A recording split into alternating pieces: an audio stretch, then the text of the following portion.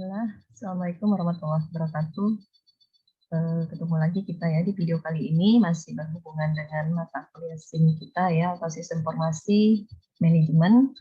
Ya, yang mana di video sebelumnya kita sudah sedikit banyaknya membahas apa itu sistem, ya, apa itu manajemen, apa itu informasi, kemudian konsep dari sistem dan informasi itu seperti apa. Nah, sekarang kita akan lanjutkan lagi di video kali ini tentang tahap perkembangannya sebuah sistem informasi yang basisnya itu ke komputer, terutama di bidang bisnis ya, yang bisa kita lihat dalam penerapannya. Yang pertama di sini dari segi elektronik data processing-nya ya, atau kita kenal dengan sistem informasi akuntansi, yang mana penggunaan di tahap perkembangan di sebuah sistem SIA atau sistem informasi akuntansi dalam pelaksanaan aplikasi akuntansinya.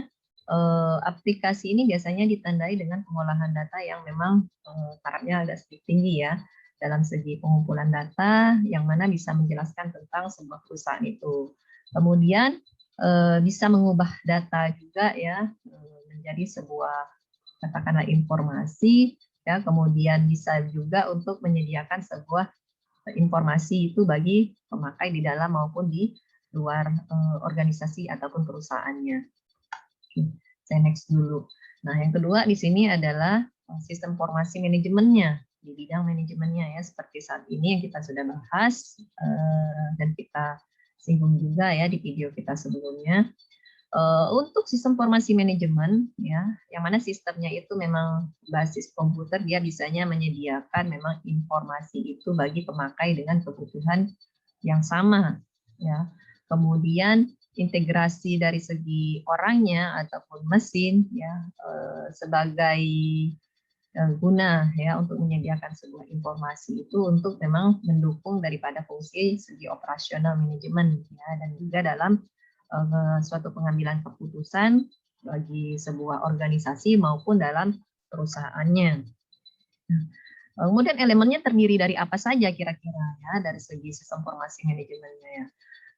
Elemennya yang pertama itu terdiri dari hardware-nya ya, kemudian software-nya, prosedurnya seperti apa, kemudian adanya database, bahkan adanya kita membutuhkan modelnya itu maunya seperti apa. Ini adalah elemen yang menghubungkan daripada sebuah sistem informasi manajemen tadi ya, dari segi elemennya. Kemudian tujuannya untuk apa ya. Nah, tujuannya dari segi sistem informasi manajemen ini adalah untuk memenuhi sebuah kebutuhan informasi yang memang umumnya itu semua manajer dalam sebuah perusahaan ataupun dalam sebuah sub daripada unit perusahaan ataupun organisasi dari segi perusahaannya. Ya, memang untuk memenuhi kebutuhan dari segi umumnya ya, memang tujuan dari sebuah informasi, tujuannya memang untuk mengambil sebuah ataupun menyimpulkan sebuah keputusan untuk bisa bertindak di dalam sebuah perusahaan ataupun organisasi ya, dengan adanya sebuah sistem tadi ya pastinya untuk lebih baik lagi tentunya. Kemudian yang ketiga itu adanya sistem penunjang keputusan atau kita kenal dengan SPK ya. Nah, di sini bisa dikatakan juga untuk SPK-nya memang dia sebuah sistem komputer yang mana interaktif, yang bisa membantu pembuatan sebuah keputusan itu dalam menggunakan ataupun memanfaatkan sebuah data ataupun model ya untuk memecahkan suatu masalah yang memang tidak bisa terukur ataupun tidak bisa kita tebak gitu. Maka kita membutuhkan yang namanya sistem penunjang keputusan dari segi aplikasi dan lain sebagainya ya. Tujuannya untuk memang dengan adanya memanfaatkan data ataupun model itu untuk memecahkan sebuah masalah yang memang tidak bisa kita perhitungkan secara manual, katakan seperti itu ya. Nah, tujuannya untuk apa?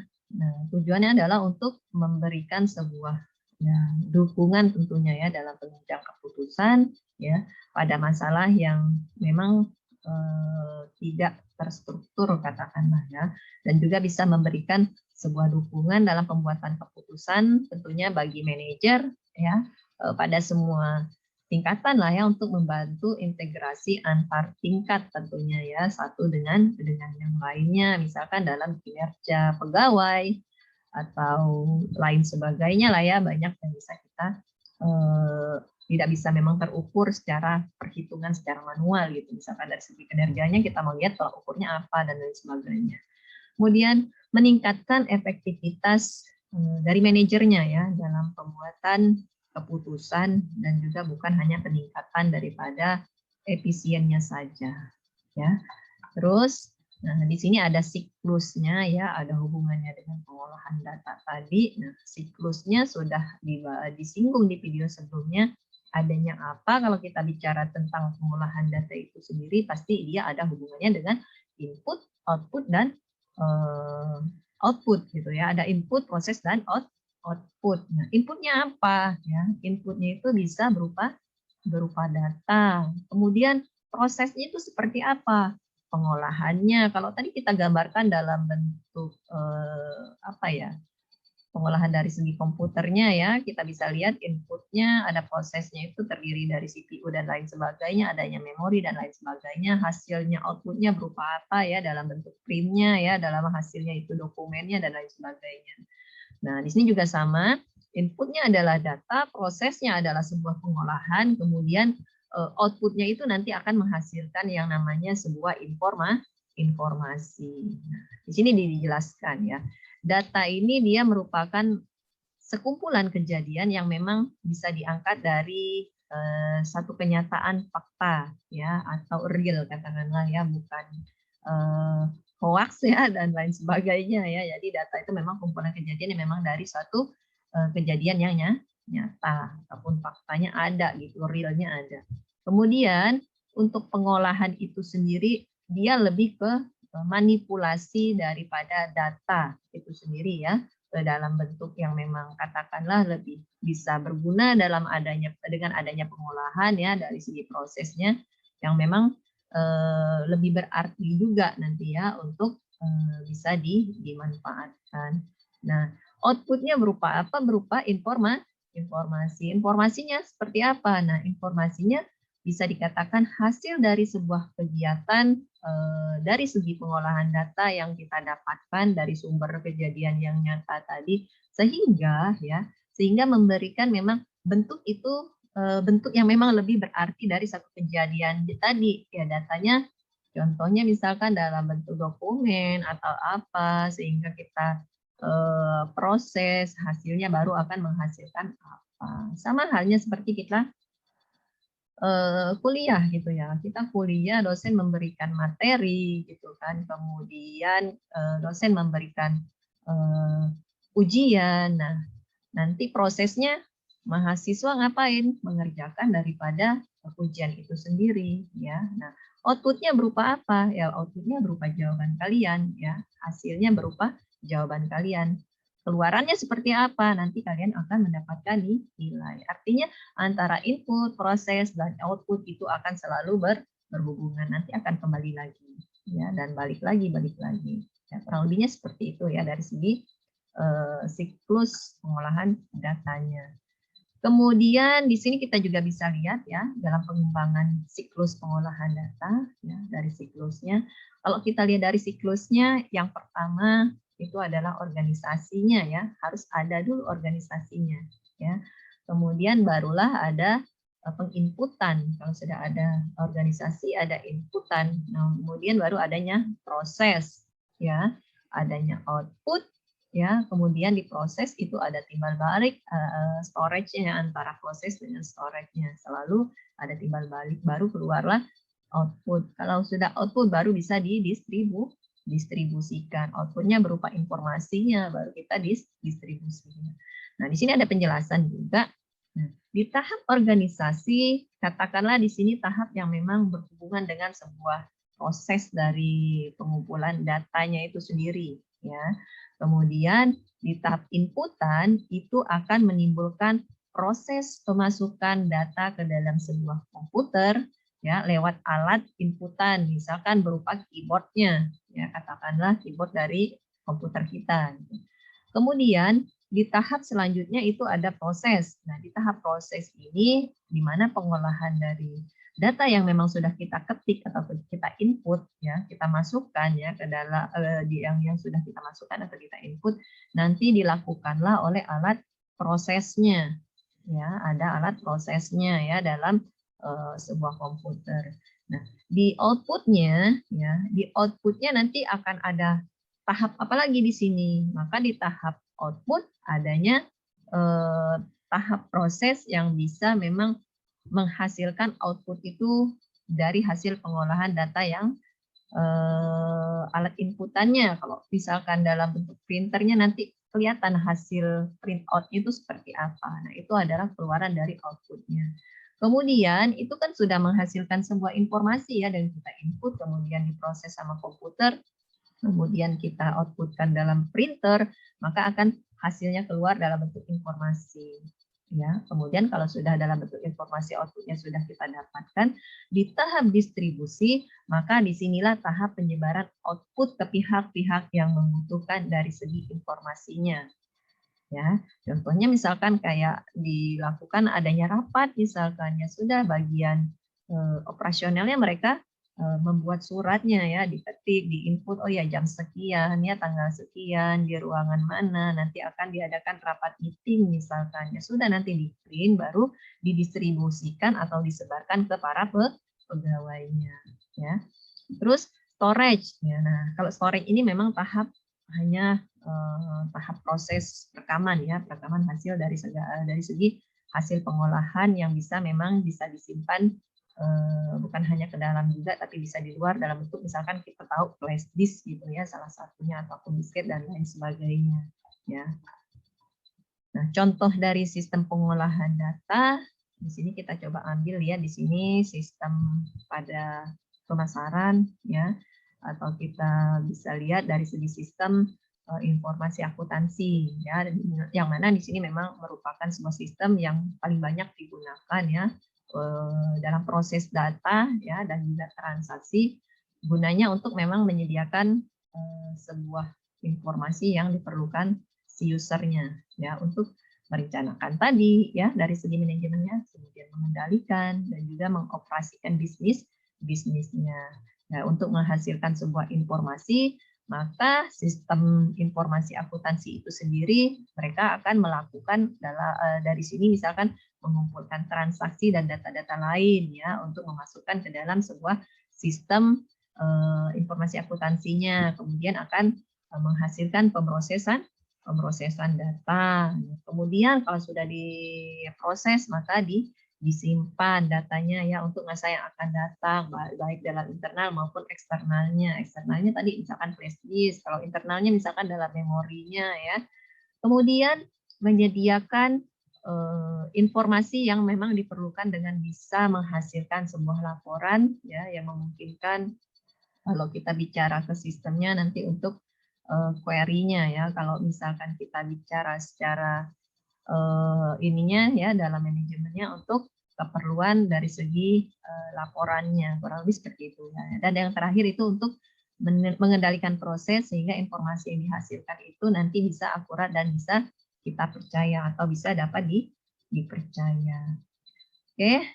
Kemudian di sini sedikit lagi ya singgungan tentang sistem informasi manajemennya. Coba kita lihat ya, what is SIM katanya ya. Nah, di sini sistem informasi ya, memang tadi sudah dijelaskan juga di video sebelumnya juga sudah dijelaskan, suatu komponen yang memang saling berhubungan ya, yang bisa mengumpulkan atau mendapatkan kembali ya dengan melalui pemrosesan, penyimpanan, kemudian barulah pendistribusian itu tadi ya, pendistribusian informasi untuk mendukung dari segi pengambilan keputusan ya, dan juga mengendalikan dalam sebuah organisasinya. Di sini adalah bentuknya tadi ya, input, proses, outputnya akan terlihat ya. Kemudian SIM ini juga suatu sistem yang memang menyediakan kepada pengelola organisasi ya dari segi data maupun informasi yang ada hubungannya dengan tugas-tugas dari sebuah organisasi ataupun perusahaannya ya. Nah, ini juga dikatakan tadi, ini sudah ada sebenarnya di video sebelumnya ya, cuma kita ingatkan kembali, memang SIM ini memang tak luput dari yang namanya jaringan ya, jaringan prosedur dari segi pengolahan data tentunya yang memang dikembangkan dalam sebuah organisasi, kemudian disatukan lagi ya apabila memang dibutuhkan ya. Jadi dengan maksud nanti akan memberikan data itu kepada manajemen setiap waktu yang memang diperlukan. Ya, baik data maupun yang sifatnya internal maupun yang sifatnya juga bisa eksternal. Dasarnya itu untuk apa? Dasarnya untuk tujuannya adalah pengambilan keputusan untuk mencapai sebuah tujuan daripada organisasi ataupun dalam perusahaannya. Nah, kita next. Nah, kemudian manfaatnya apa ya yang bisa kita dapatkan ya dengan adanya SIM?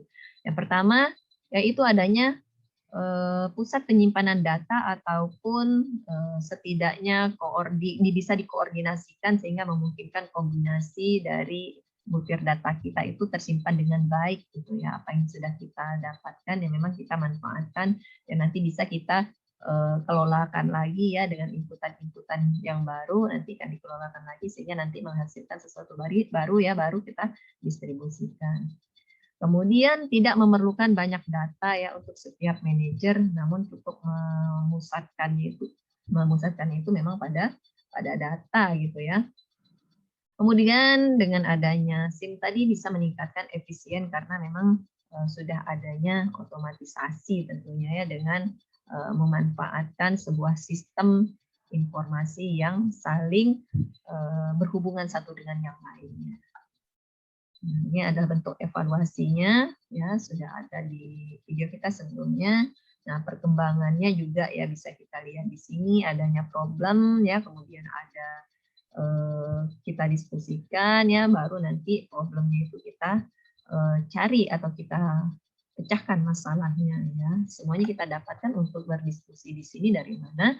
Ya dari poin yang ada di sebelahnya ya, mulai dari datanya ya, manajemen sistemnya ya, DSS atau SPK-nya ya, dan lain sebagainya. Nanti barulah kita pecahkan sehingga menghasilkan solusi tentunya ya. Spesialis dari segi informasi itu biasanya siapa saja. Nah, di sini ada sistem analis yang memang berperan ya dari segi informasi. Ini adalah orang-orang kepercayaan yang bisa memegang data ataupun mendapat data yang memang akurat biasanya. Kemudian database administrator ya, network spesialis, adanya programmer, kemudian sampai operator ya.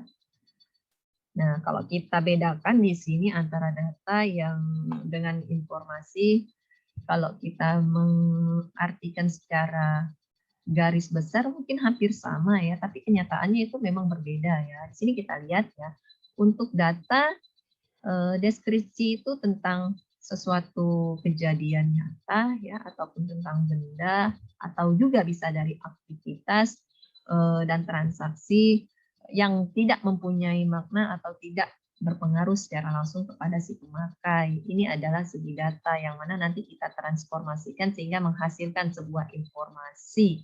Nah, informasinya apa? Informasinya adalah data yang tadi sudah diolah ya menjadi bentuk yang tadinya tidak berarti sehingga menjadi memiliki arti bagi si penerimanya ya dan bermanfaat bagi si pengambil keputusannya ya saat ini ataupun saat mendatang ya. Jadi dengan ada data mentah kita olah menjadi sebuah informasi yang lebih akurat lagi. Itu kurang lebihnya seperti itu.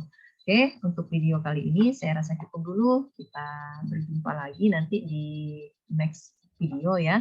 Saya ucapkan terima kasih. Assalamualaikum warahmatullahi wabarakatuh.